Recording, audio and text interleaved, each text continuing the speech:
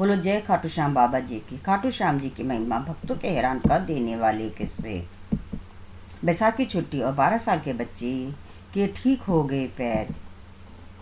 खाटू श्याम जी की महिमा बैसाखी छुट्टी और 12 साल के बच्चे के ठीक हो गए पैर। 1987 की बात है। महाराष्ट्र के नासिक का 7वीं कक्षा में पढ़ने वाला 12 साल का पंकज परसरामपुरिया दिव्यांग था। बैसाखी के सारे चलता था। दादी और पिता कई डॉक्टरों के पास लेकर घूमते रहे, लेकिन कोई फायदा नहीं हुआ। इसके बाद मन में विश्वास लेकर खाटू श्याम पहुंचे। यहाँ उनकी मुलाकात आलू सिंह से हुई। आलू सिंह ने उनके कहा, बाबा का भंडारा लो। वे प्रसाद लेकर बैठ गए। आलू सिंह ने पंकज को आवाज़ लगाकर अपने पास बुलाया। पंकज आने लगा तो आलू सिंह ने कहा कि बैसाखी वहीं छोड़कर आओ। पंकज नहीं आया। आलू सिंह ने 4 बार आवाज़ लगाई तो पंकज ने घबराते हुए बैसाखी छोड़ी और धीरे धीरे कदम बढ़ाए। आलू सिंह हाथ पकड़कर पंकज को बाबा श्याम के धूप लगाने के लिए ले गए। महेंद्र मोहनदास बताते हैं कि खाटू जाने के बाद पंकज के पिता ने बॉम्बे अस्पताल में उसके पैरों की जांच कराई। वहां डॉक्टर झुनझुनवाला भी देखकर हैरान हो गए और बोले कि ये चमत्कार है। तब से पंकज परिवार के साथ बाबा के दर्शनों के लिए खाटू आते हैं। दूसरी कथा। बाबा से बोले, मेरी एक आंख की रोशनी ले लो, इसके जीवन में उजाला कर दो।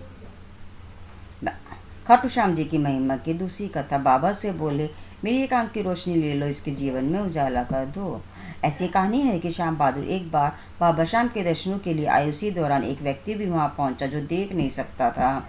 उसने रोते हुए बाबा श्याम के आगे हाथ जोड़कर कहा, मेरी आंखों की रोशनी लौटा दो। वहीं खड़े श्याम बहादुर ने प्रतिमा की ओर देखकर कहा, बाबा ये बड़ी उम्मीद लेकर आया है, भले मेरी एक आंख ले लो, लेकिन इसे रोशनी दे दो। महेंद्र मोहनदास बताते हैं कि क्षण भर में बाद ही श्याम बहादुर को दाहिनी आंख से दिखना बंद हो गया और दृष्टिहीन भक्त को एक आंख से नजर आने लगा। श्याम बहादुर का 1951 में देहांत हो गया था। उनका परिवार आज भी बाबा के दर्शनों के लिए आता है। तीसरी कथा। पल में खुल गया मंदिर के गेट का ताला। ऐसा कहते हैं कि 1944 में वे बाबा के दर्शनों के लिए एक मंडली के साथ रेवाड़ी से पैदल ही निकले। मंडली आगे निकल गई और वे पीछे रह गए। श्याम बहादुर जब तक खाटू पहुंचे, राजा के आदेश पर मंदिर के पट बंद हो गए थे। उन्होंने राजा से बाबा के दर्शनों के लिए काफ़ी मिन्नतें की, लेकिन राजा नहीं माने। महेंद्र मोहनदास बताते हैं कि रेवाड़ी के श्याम बहादुर बाबा श्याम के परम भक्त थे। उनका जन्म रेवाड़ी में 1876 में हुआ था। बाबा श्याम के दर्शन के लिए रेवाड़ी से खाटू का 200 किलोमीटर से ज़्यादा का सफ़र पैदल ही तय करते थे। इस दौरान न भोजन करते और न ही पानी पीते। हाथ में नारियल और मुंह पर शाम की जयकारे। भूखे प्यासे ने श्याम बहादुर काफ़ी मिन्नतें की, उन्हें दर्शन कराने से मना कर दिया गया। वे भूखे प्यासे जयकारे लगाते हुए मंदिर के गेट तक पहुंचे और मोहछड़ी से मंदिर के ताले को छुआ। मोहछड़ी के छूते ही ताला खुल गया। ये देखते ही लोग हैरान हो गए और बाबा श्याम के जयकारे लगाना शुरू कर दिया। 7 साल के से गायब बेटा कीर्तन में मिला। आलू सिंह का जन्म 1916 में खाटू में हुआ था। वे बाबा श्याम के परम भक्त थे। 1972 की बात है।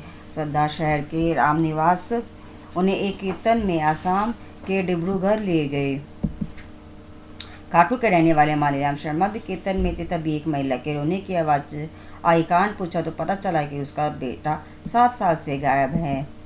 पुलिस में भी रिपोर्ट लिखवाई, लेकिन कुछ नहीं हुआ। आलू सिंह ने कहा, रात 1 बजे तेरा बच्चा कीर्तन में आ जाएगा।